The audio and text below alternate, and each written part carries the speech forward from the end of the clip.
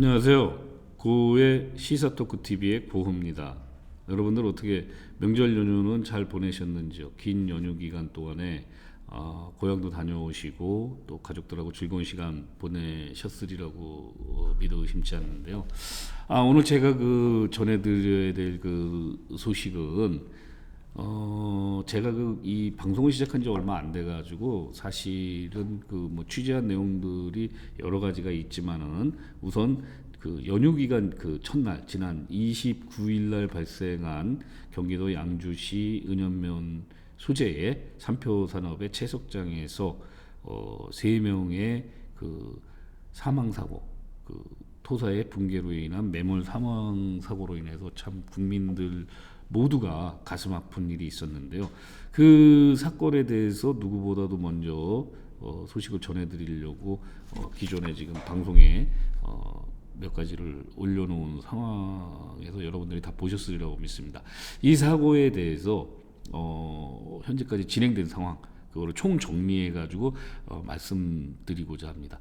그 전 방송을 못 보신 분들을 생각해서 좀 이제 약간 말씀을 올리면은, 이 사고는 지난 1월 29일 날 오전 10시경에 발생을 했습니다.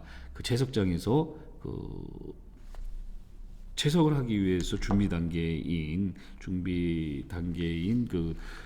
돌에 구멍을 뚫어서 이제 폭파 작업을 하기 위한 천공 작업을 하던 도중에 약 20m 높이, 건물로 따지면 한 8층 정도의 높이에서 토사가 무너지는 바람에 천공기 2대와 굴착기 1대, 그 다음에 작업인부 3명이 매몰되는 사고가 발생이 됐습니다. 연휴 기간에 발생된 이 사고로 인해서 온 국민들이 참 굉장히 가슴 아파하고 놀라는 일이 발생이 됐었는데요.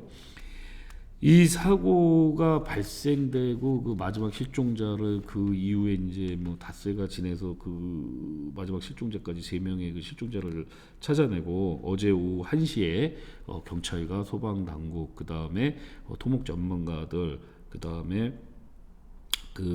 산업안전공단, 안전보건공단 등 관계자들 등이 참여한 붕괴 매몰 사고에 대한 합동 감식이 시작되었습니다. 이 합동 감식에서 가장 중점적으로 지금 보고 있는 상황은 안전에 대한 작업이라든가 안전에 대한 시설이 제대로 돼 있었나, 그거를 지금 집중적으로 조사를 하고 있습니다. 경찰은 업무상 과실치사 혐의로 채석장 관계자들을 소환해서 조사할 예정이고, 거기 현장 소장은 이미 지금 입건이 돼 있는 상황인데요. 저는 이 소식을 접하고 생각든 게 참 안타깝다는 생각이 들었습니다. 우리나라는 외람되지만 제 개인적인 생각이지만 아마 이게 모든 분들의 생각이 그러지 않을까 생각이 듭니다. 우리나라는 꼭 사전 예방이 아니라 소잃고 외양간 고치듯이 이게 사망 사고가 발생되고 그게 이슈가 돼야지만 그때서야 뒷북치듯이 그렇게 법석을 떨면서 안전을 찾고 이러는데, 참 안타까운 현실이라고 저는 생각을 합니다. 제가 이 부분에 대해서 안타깝게 생각을 하는 부분은 새로운 사실이 또 밝혀졌어요. 뭐냐면은 이 현장에서 안전사고가 발생이 되는데 언론 보도에 의하면 1년에 이 현장에 대한 안전 예방 비용 예산이 약 한 560만 원 정도가 된다고 하네요. 근데 이 회사가 수십 년 동안 사업을 진행하면서 발생되는 그런 많은 민원들을 처리하는 비용, 민원을 막기 위한 비용, 예방하는 비용, 이런 비용에는 무려 110억 원을 사용했다는 소식에 대해서 참 뭐라고 표현을 해야 돼요? 씁쓸하다고? 이거 씁쓸함을 지나서 참 경악을 금치 못할 그런 상황이었습니다. 왜 그런 생각을 가졌냐? 결과적으로 이게 사업자가 어떠한 마인드로 사업을 하나를 여실히 지금 드러낸 그런 사고라고 생각을 합니다. 만약에 사업자 측에서 정말 근로자라든가 그 지역의 인근 주민들에 대한 그 불편을 감지하고 그걸 예방을 하고 그거를 처리를 하고 그런다 그랬으면 사실 이런 비용들이 사실 그런 데 쓰여져야 되는데, 지금 조사된 거에 의하면은 밝혀진 거에 의하면은 그 인근의 그 광정면 간암리에 그동안 50억 7천만 원, 은연면 도아리 여기 그 사고 현장의 마을입니다. 38억 9천만 원, 장흥면에 2억 8천만 원, 합계 92억 원이 지출이 됐고요. 각 마을 운영비와 발전기금으로 그동안 18억 원 등이 지출됐다고 합니다. 그럼 이 회사가 여기에서 그 채석장을 운영한 지는 한 78년도부터라고 하니까 한 반세기 정도를 했거든요. 48년간을 했는데, 글쎄요. 그러면은 뭐 옛날이랑 또 화폐의 단위가 틀리지 않습니까? 뭐 지금 그 경찰에서 압수수색을 해가지고 밝혀낸 거는 수십 년간 110억 원의 지출 내역이 발견이 됐다고 하는데, 과연 이 돈들이 어디에 쓰여졌는지 가장 중요해요.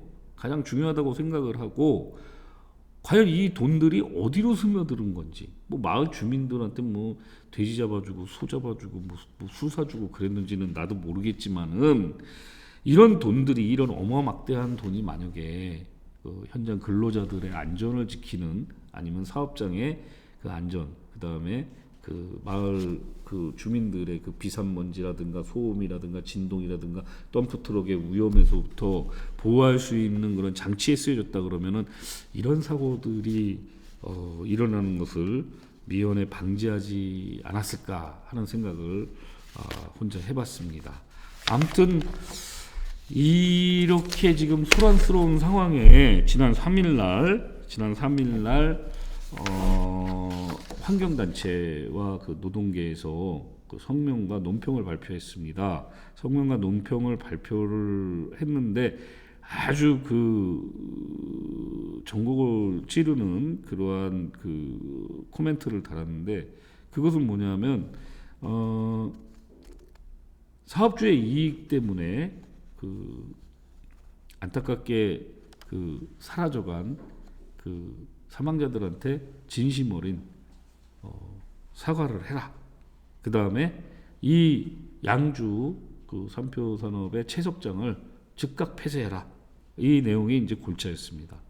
골자였는데, 왜 이러한 그런 내용들을 주장을 하냐면은, 정부가 지난 1월 27일 날 우리나라에서 벌어지고 있는 수많은 그런 그 산업재해, 사망사고, 그 다음에 그 부상사고, 이런 것들을 방지하기 위해서 중대재해처벌법을 시작을 했습니다. 이 중대재해처벌법은 뭐냐면, 그동안은 산업 현장에서 이러한 사고가 발생이 되면은 그 뭐 현장 소장이라든가 이 몇몇만 처벌받고 뭐 말았는데, 결과적으로는 이런 사업을 하는 분들이, 그러니까 속된 말로 말하면은 현장에서 뭐 사람 죽고 뭐하고 그냥 우리는 그냥 사업하면 돼. 우리의 이익적인 사업을 열심히 하면 돼. 뭐 현장 뭐 소장 뭐 몇 명 뭐 처벌받고 뭐 이거를 우리는 안 다쳐. 이런 의식이 팽배돼 있는 거를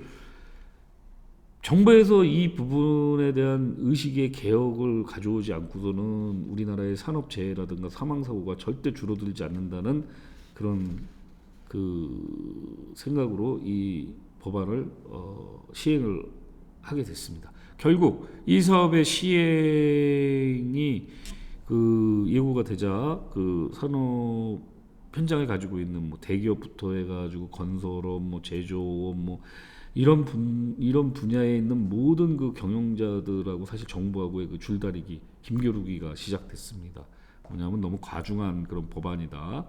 뭐 이런 생각들을 가지고 이제 기싸움을 하기까지도 했는데, 결과적으로는 이 사업자들이 이번 그 설 연휴 동안에 현장을 가동을 중단을 시키고 그 눈치를 보기 시작했죠.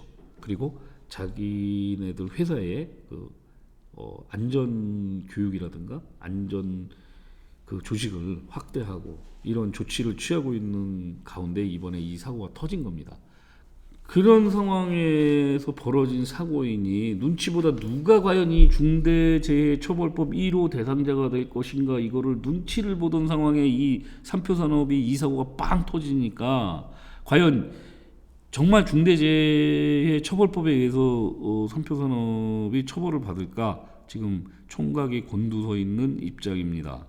그런 상황에서 국립과학수사연구소에서는 돌아가신 분들에 대한 부검을 실시한 결과 다발성 손상과 압착성 질식에 의한 사망이라고 1차 소견이 나왔는데, 결국은 뭐 깔려서 돌아가셨다는 거죠. 깔려서 돌아가셨다는 건데, 지금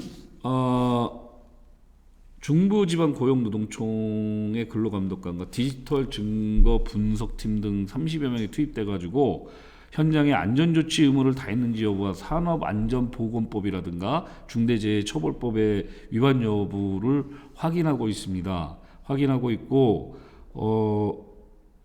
3일날 민주노총 등이 발표한 노동환경단체 환경 운동연합 등이 발표한 내용에서 놀라운 사실이 밝혀졌는데, 그거는 뭐냐면 1978년 이곳에서 이제 처음으로 채석장을 운영하게 된 삼표산업이라는 회사는 수도권 내에 가장 큰 그런 어떤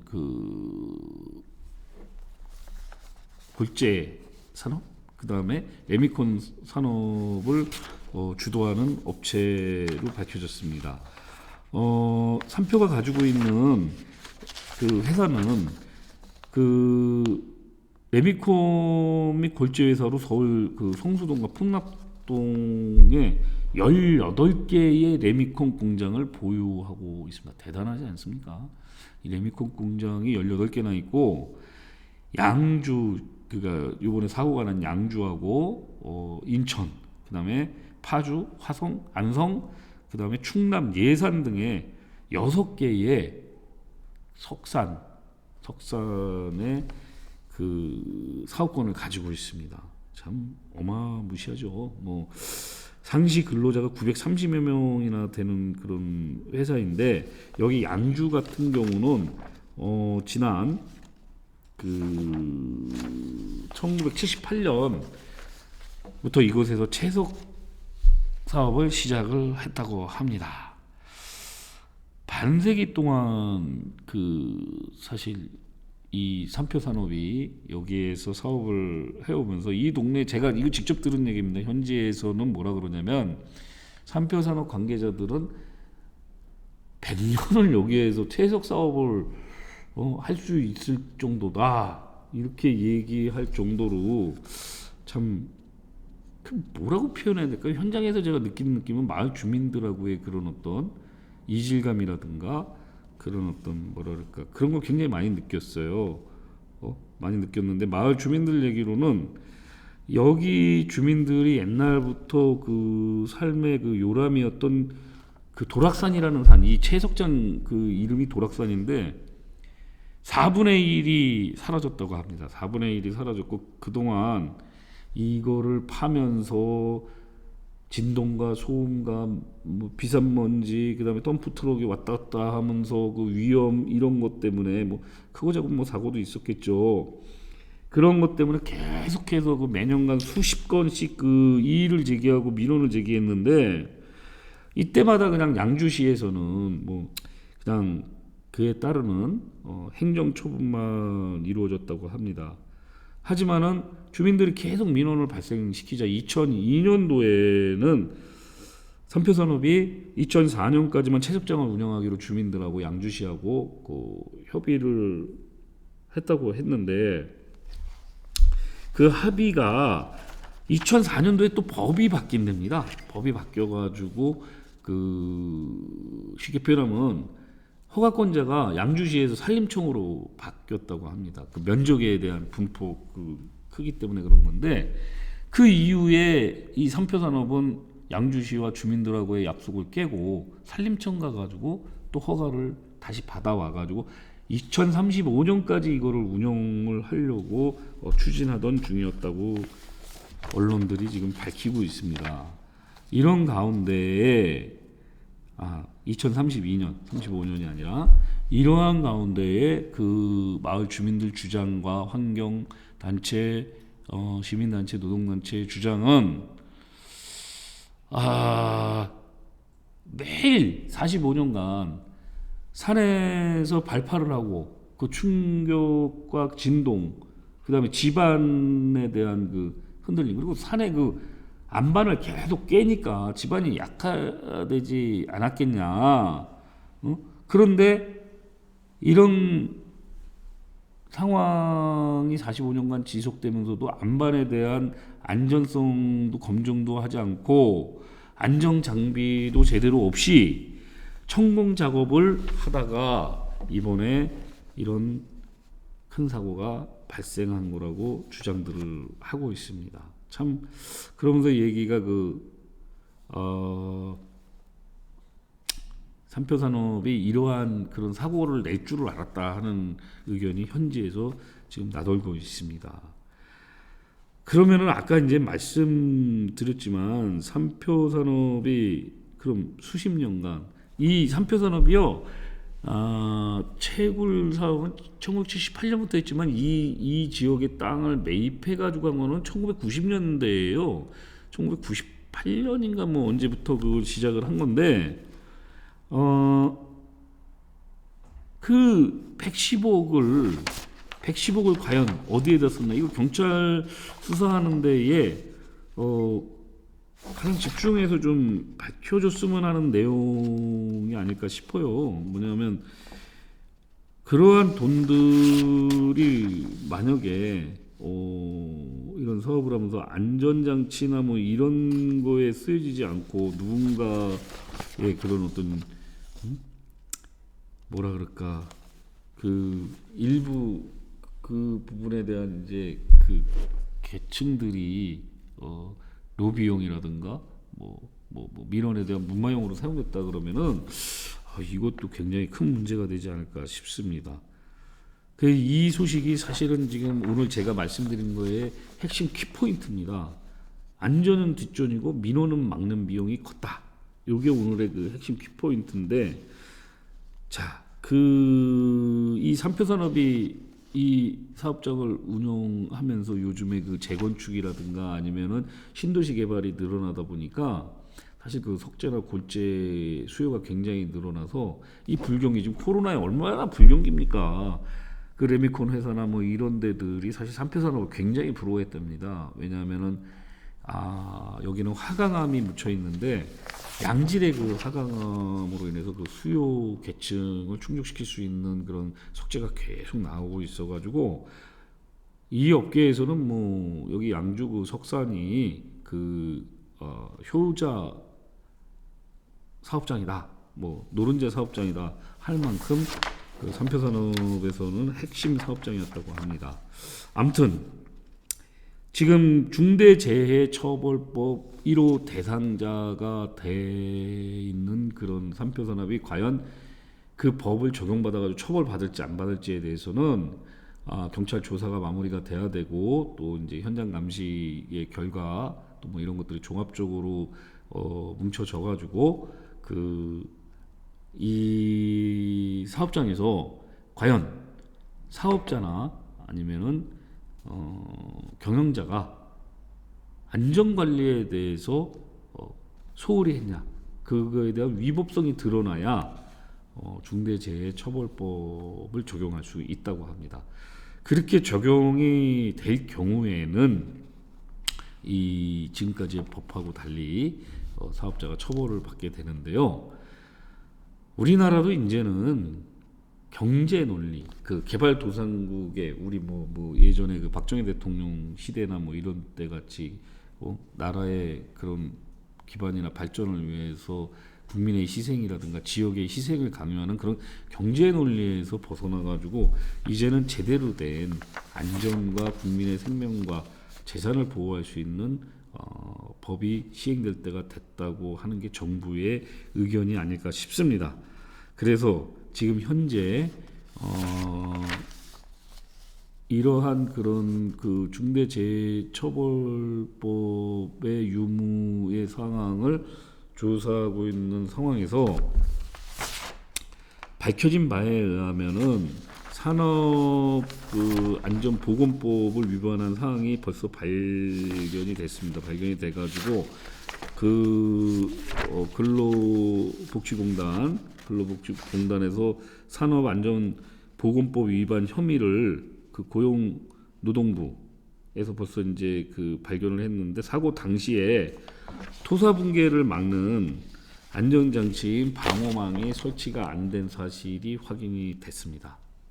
그것만큼 이제 뭐 더 자세한 이제 그 조사가 진행이 되겠지만은 아무쪼록 다시는 이러한 일이 발생되지 않도록 정부에서 시행하는 법의 1호 대상을 엄중히 처벌해야 된다는 의견이 높은 가운데 돌아가신 세 분의 그 명복을 빌며 이분들의 억울한 그런 죽음이 이 같은 사고로 더 이상 이어지지 않길 바라는 마음으로 오늘 방송을 마칠까 합니다. 그래서 오늘의 핵심은 과연 삼표산업이 안전을 중시하는 회사였던가 아니면 민원을 막고자 하는 거에 중점을 두는 회사였는가, 그건 독자 여러분들께서 판단해 주시기를 바라겠습니다. 오늘 이 소식 이후에 이 사건과 관련된 추가적인 소식은 다음 방송에 저희가 계속해서 취재해서 알려드리기로 하고요. 여러분들의 그 구독과 여러분들의 좋아요가 저에게는 큰 힘이 된다는 거 여러분 꼭 기억해 주십시오. 오늘 소식을 이것으로 마치겠습니다. 즐거운 저녁 되시고 즐거운 금요일 되시고 휴식 잘 취하시고 우리 또 새로운 오늘 입춘입니다. 봄을 맞이해서 슬픔과 아픔을 딛고 일어서는 우리가 됐으면 하는 바람입니다. 감사합니다.